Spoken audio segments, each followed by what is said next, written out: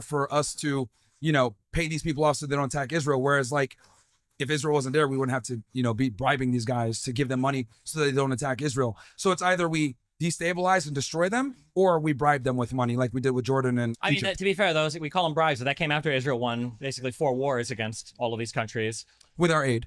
Not until 73. Like Israel won 48 basically on their own. They the Suez Crisis in 56 they won on their own. In 67 they kind of lost the Suez Canal crisis, though. They kind of got ran out.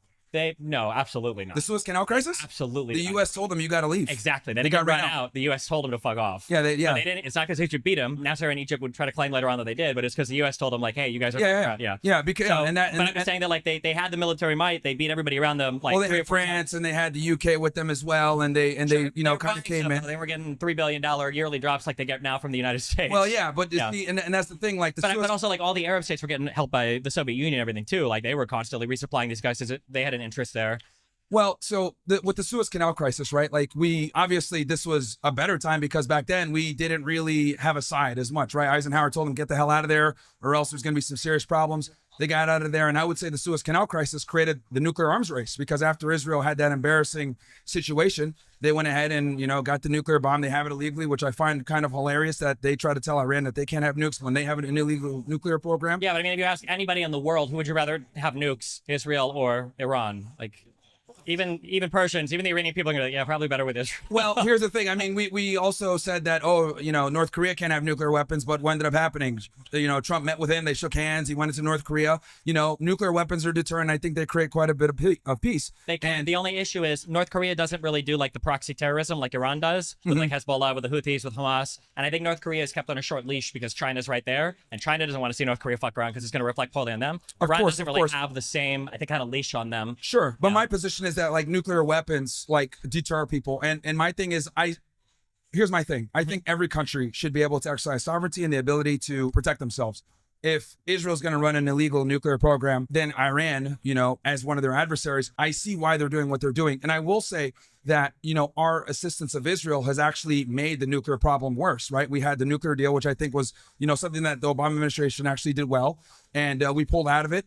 And that created a lot of problems for us. And I definitely agree with that. Trump did pull out of it. It was really bad. It was look, you know me. Sure. I like Trump, but I will criticize when he makes mistakes, and that was a fatal flaw. And I think that's kind of led to the bad foreign policy that we have now. I think it's one of the biggest mistakes he made foreign policy-wise. And, that was the Israel lobby, right? Yeah, I mean, I feel like at the end of the day, I think we backed the right horse. I mean, Saddam Hussein is out. I mean, Iraq is like chugging along. Assad is out. Syria is heading in a direction that's probably going to be markedly more pro-West and more anti-Russia. The only player left is really Iran.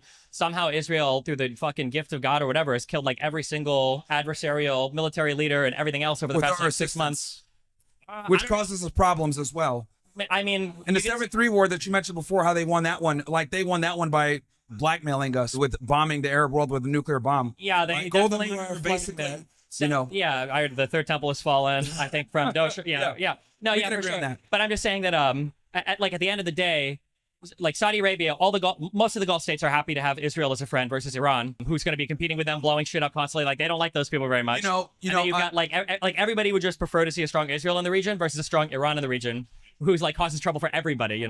Yeah. So when it comes to Saudi Arabia, I actually agree with you on that. I've said this forever that like the Gulf states are cucks for Israel. They just secretly do things behind the scenes. They just don't do it publicly. Yeah, because obviously they would be looked at poorly. But I also do think that a big reason why these Gulf states play so nicely is because the United States backs Israel. So in other words, Israel wouldn't be doing the things that they do and having the reckless foreign policy that they do, assassinating scientists and doing all the things they do all across the Middle East, if it wasn't for us backing them. And I think by us backing them, it's created us quite a bit of problems here where, look, I'm critical of Islam too. I know that you're extremely critical of Islam. I grew up Muslim, and I even say all the time that Islam isn't compatible with the first world country, America. I don't believe that. I don't think I'm not. It's not compatible with America. I'm more critical with Islam than I am of Christianity or any other religion. Sure. You're critical of all, but I know that like Islam, you talked about. Well, I don't know if it was you, but I know other people have said that it's not compatible with the first world democracy. Okay, probably not me because I downplay. I don't think religion has much to do with like the Middle Eastern stuff for the past like 50 years. So a lot of people don't like that take. It does play a lot into it. But the point I'm trying to make is that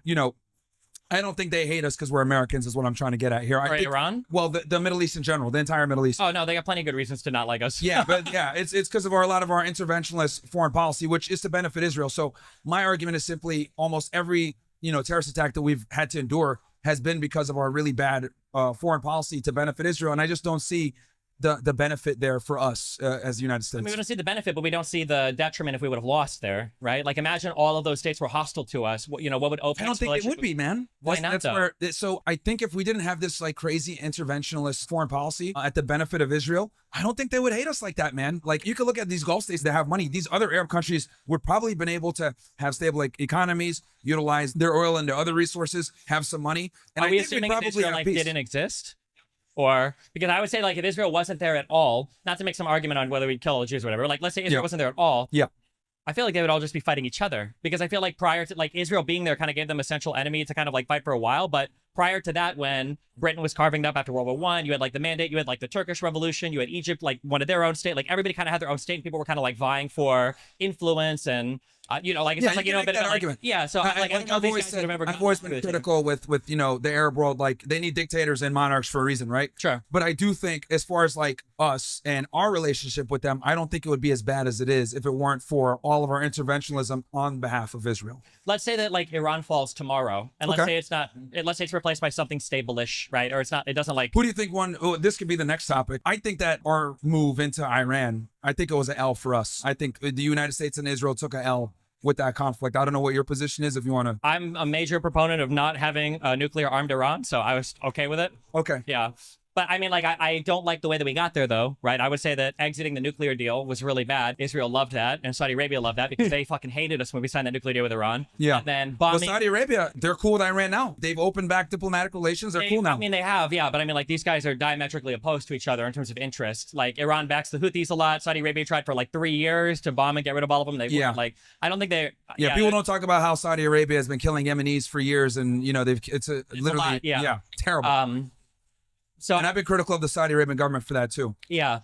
I guess I'm thinking, like, if Iran were to fall and that whole region were to be like friendly-ish basically to the United States, that just seems like a really good state of affairs for us. Because aside from Iran, like, who would give us trouble there?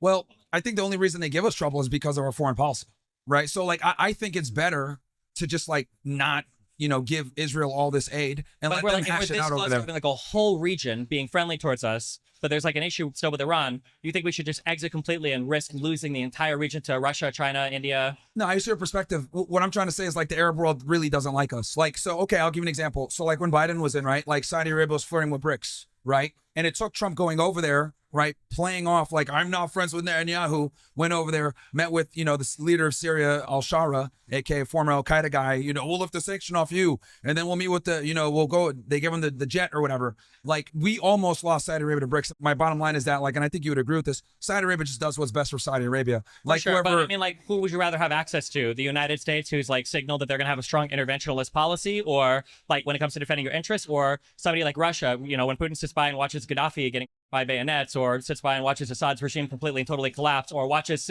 Syria be involved in a civil war for 10 years, or watches Iran crumble because Russia can't handle its own war right now. Like, it feels like the U.S. is a good ally to have in your corner, and then we can defend and ensure trade. Like, let's say like the Houthis were up to their shenanigans, and it wasn't the U.S. that was interested in that region. Let's say it was fucking China or Russia.